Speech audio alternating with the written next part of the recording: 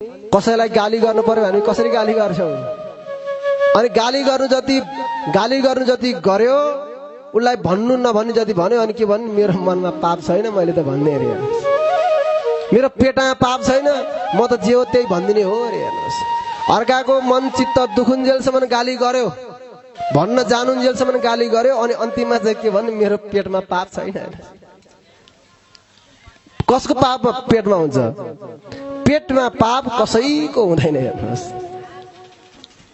हामी चाहिँ के गर्छौँ?